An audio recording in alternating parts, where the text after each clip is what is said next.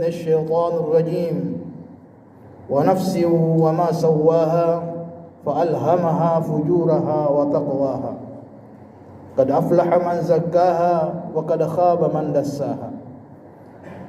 Demi jiwa dan kesempurnaannya. Fa'alhamaha fujuraha wa taqwaha. Allah mengilhamkan setiap jiwa itu, setiap manusia itu, setiap diri itu potensi untuk berbuat baik dan potensi untuk berbuat buruk dan potensi untuk berbuat baik. Jadi setiap manusia itu ada punya potensi. Potensi bisa masuk neraka dan potensi masuk surga. Dan itu kembali pada diri kita. Makanya Allah mengatakan, qad aflaha man zakkaha. Maka beruntunglah orang yang selalu membersihkan hatinya. Beruntunglah orang yang selalu mengisi dirinya untuk berbuat hal-hal yang diridai oleh Allah Subhanahu wa taala. Wa qad khaba man dassaha, dan merugilah orang-orang yang selalu menyelimuti hidupnya, menyelimuti umur-umurnya selama ini dengan hal-hal yang tidak diridai oleh Allah Subhanahu wa taala. Dalam diri manusia itu, kalau kita meninjau dari segi ilmu tasawuf, itu sebenarnya ada 7 tingkatan nafsu itu kepada diri manusia, dan semua ada pada diri manusia itu sendiri. Ada 7 tingkatan.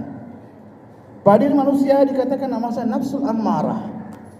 Apa itu nafsu ammarah? Nafsu yang selalu mendorong kita untuk berbuat hal-hal yang tidak diridai oleh Allah Subhanahu wa taala. Nafsu yang selalu mendorong kita untuk berbuat jahat kepada sesama manusia. Nafsu yang mendorong kita untuk tidak melaksanakan perintah Allah Subhanahu wa taala.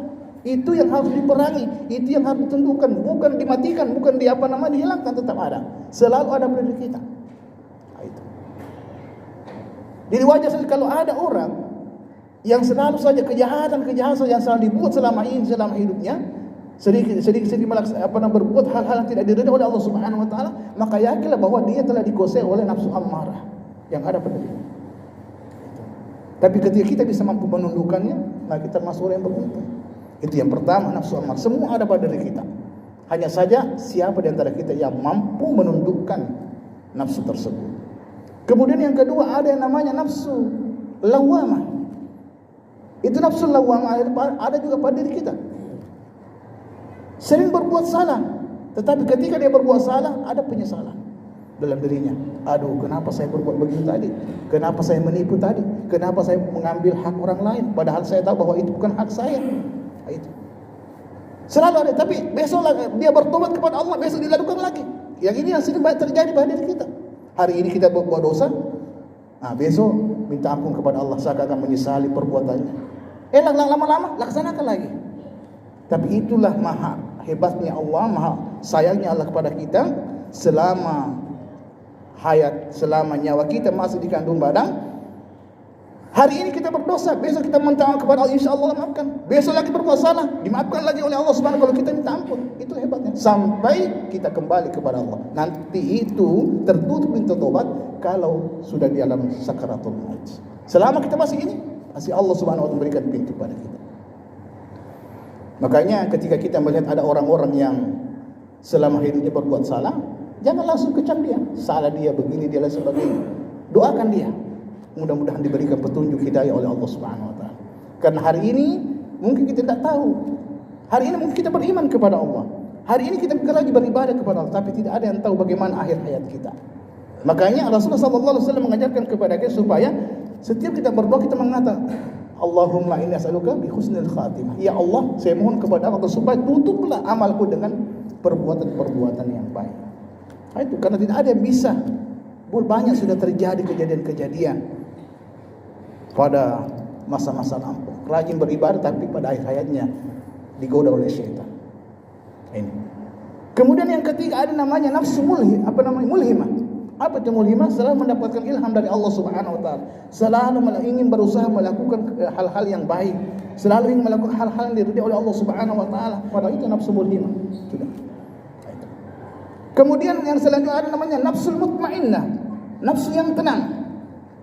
Nah, inilah juga yang dipanggil oleh Allah Subhanahu wa taala sebagaimana dalam Al-Qur'an itu, wahai jiwa yang tenang, kembalilah kepada Tuhanmu dalam keadaan diridai oleh Allah Subhanahu wa taala.